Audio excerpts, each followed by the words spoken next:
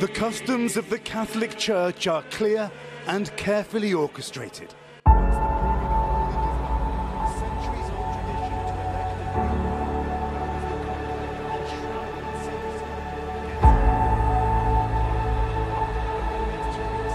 Kila mmoja sasa anajua kuwa tayari Mwenyezi Mungu ameshamuita Papa Francis asubuhi ya Aprili 21 siku ya Jumatatu ya Pasaka. Sasa kanisa Katoliki linaingia katika wakati wa kumpata papa mpya atakayehudumu katika nafasi hiyo baada ya pumzi ya Papa Francis kukubali yaishe na kurejea kwa baba yake. Makardinali watajifungia katika chumba maalum na kufanya uchaguzi wa kumpata kiongozi mpya wa kidini ndani ya kanisa Katoliki. Uchaguzi ambao huwa ni tofauti na chaguzi zinazofanywa na serikali za kidunia. Wapo baadhi ya watu wanaotazamwa kuchukua nafasi ya upapa na wadhifa mkubwa zaidi ndani ya kanisa Katoliki. Miongoni mwao ni mtu mmoja mwenye asili ya bara la Afrika. Vyombo vya habari vya kimataifa vimekuwa vikichapisha habari zake ya kuwa huyu aweza kuwa papa ajaye, na hii itakuwa ni historia ikiandikwa kwa kanisa na ulimwengu kwa ujumla kuwa na papa mwenye asili ya bara la Afrika.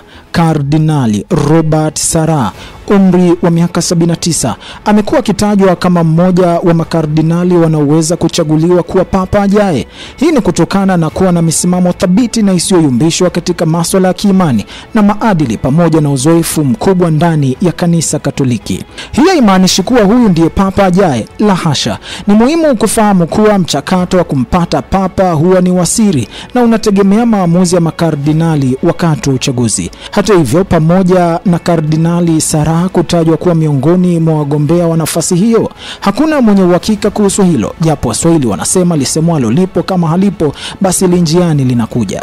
Swali ni je, Kardinali Robert Sarah ni nani na asili yake ni wapi? Kardinali Robert Sarah ni mzaliwa wa Juni 15 mwaka 1945 nchini Guinea.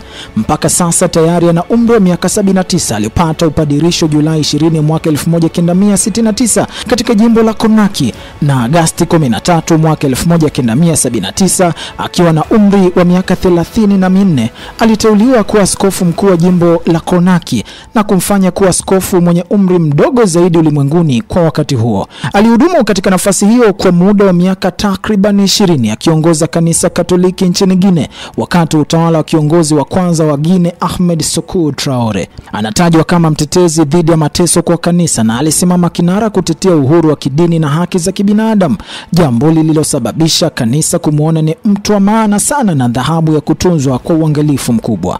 Mwaka 2001 Kardinali Sarah aliteuliwa kuwa katibu wa baraza la kipapa la uinjilishaji wa watu, na baadaye mwaka 2010 akawa rais wa baraza la kipapa, na mwaka 2014 akateuliwa kuwa mkuu wa congregation ya ibada ya kimungu na nidhamu ya sakramenti, nafasi aliyoshikilia hadi mwaka 2021. Kardinali Sarah anafahamika kwa utetezi wake wa liturujia kanisa, haki ya uhai, familia na uhuru wa kidini. Pia ni nguli wa uandishi wa vitabu kadhaa kama vile kitabu cha God or Nothing, A Confession of Faith, The Power of Silence from Depth of Art, kitabu alichokiandika kwa kushirikiana na Papa Benedicto 16.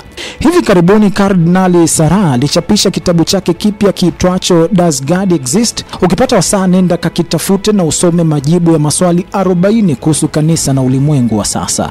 Huyu amefanya mambo mengi sana, ikiwa ni pamoja na kuitetea dini wakati wa mateso ya dikteta Ahmed Sékou Traoré nchini Guinea kati ya mwaka 1958 hadi mwaka 1984.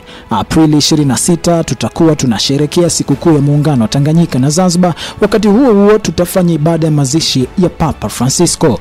Msijihisi wanyonge, kila nafsi itaonja mauti. Kumbuka kutenda wema, kufanya ibada na kuishi vizuri na watu ili usikumbwe na mwisho wenye mawenge. Jina langu ni Dennis Samora. Emptiness and nothingness, we must proclaim to the world that our hope has a name, Jesus Christ, the only Savior of the world and of humanity.